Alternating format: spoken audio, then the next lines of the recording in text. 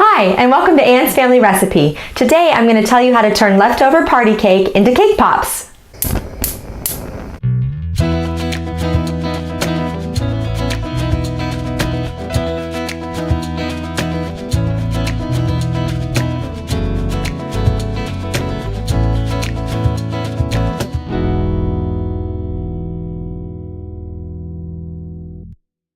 Last weekend I had a joint party for two of my sons. Andrew had his baptism, so I baked him a cake, and Benjamin turned 2 years old, so I made him some birthday cupcakes.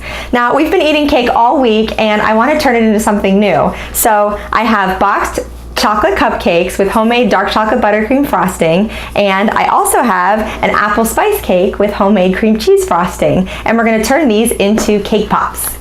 I'm going to try making these two different ways today, one in a mixing bowl with my trusty potato masher and the other in my standing mixer. So I'm going to take the chocolate cupcakes and dump them into the mixing bowl here.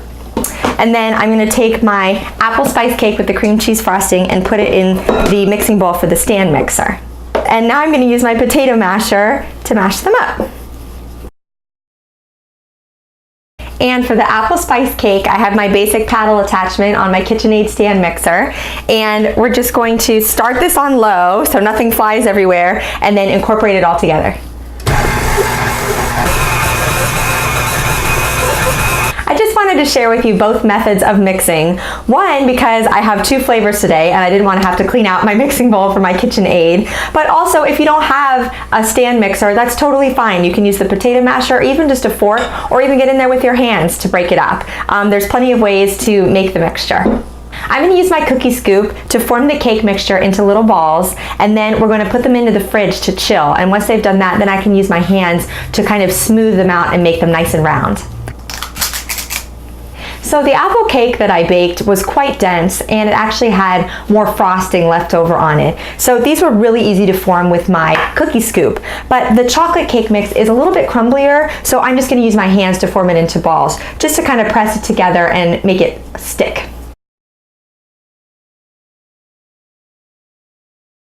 So all the cake balls are formed, and I'm going to put them in the refrigerator to firm up. And like I said, when they come out, I'm going to use my hands to just roll them into nice smooth balls, and then we'll cover them in either white or dark chocolate. So the cake balls have firmed up in the fridge, and I've started to roll them in my hands just to smooth them out. So I just wanted to show you what that looks like. And it's as simple as that. So I have about 3/4 of a cup of semi-sweet chocolate chips here, and about a cup of white chocolate chips. So I'm going to melt these in the microwave in about 15 to 20 second increments until they're all melted and smooth. And the reason why you want to do it in short increments is just so you don't burn the chocolate. And each time that you pull it out of the microwave, you just want to give it a little bit of a stir, because actually the heat from this glass is what's helping to melt the chocolate chips. So you just want to kind of distribute them around so that they melt evenly. So I take my little ball of cake and I put it into the chocolate with the fork, and then I like to use a toothpick just to help get it back onto the tray. And then of course you can use a little spatula if you need to smooth out the tops, any kind of rough edges. They're not going to be perfect, but they are going to be delicious. Today I'm obviously not making these into true lollipops. We're not going to put these onto a big stick. I'm making more of like a truffle style cake pop. But I did want to show you the technique behind making a cake pop, so I'm just going to use a toothpick as an example. So what you would want to do is, I already have some white chocolate on here, but you want to dip it into the white chocolate kind of as a little bit of a glue, and then you'll put it into the bottom of your cake ball. So that'll help secure it as it dries. And then you can just dunk the whole thing into the white chocolate. And you'll need, you can use like a cardboard box or a piece of styrofoam or something that you can stick the lollipop sticks into so that they dry standing upright, and that the coating sits on it evenly. But then you'd have your own little cake pop. So all I had on hand today were white chocolate baking chips. So as you can see, they're presenting a slightly more rustic texture, but they're still going to taste awesome. But I would recommend, if you can buy either really good quality white chocolate or those little discs that they sell at baking supply stores or like at a craft store, they're called candy melts. I think they'll have a much smoother texture for you.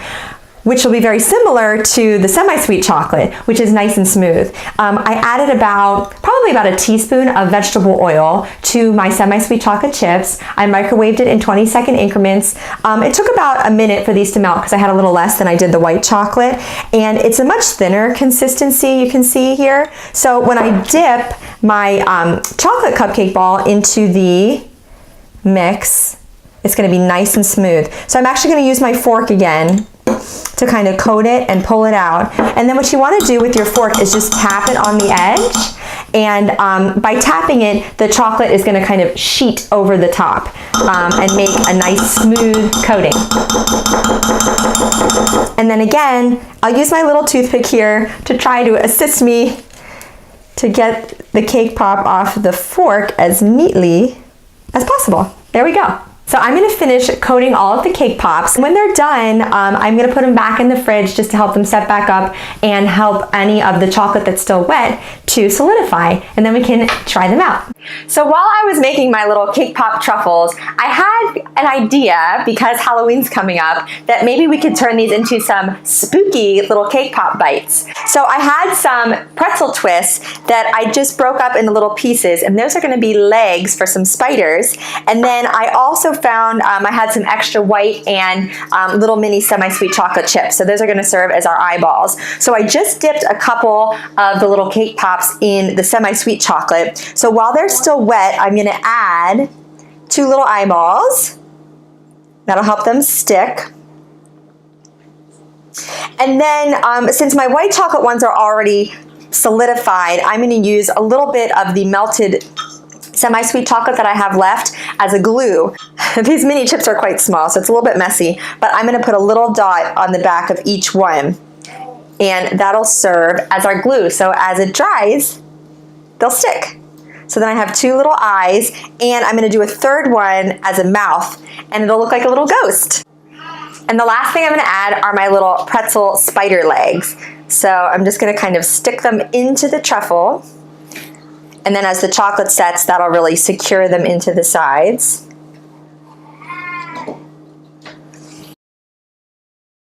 So I'm going to try one of my little ghosts to see how it tastes.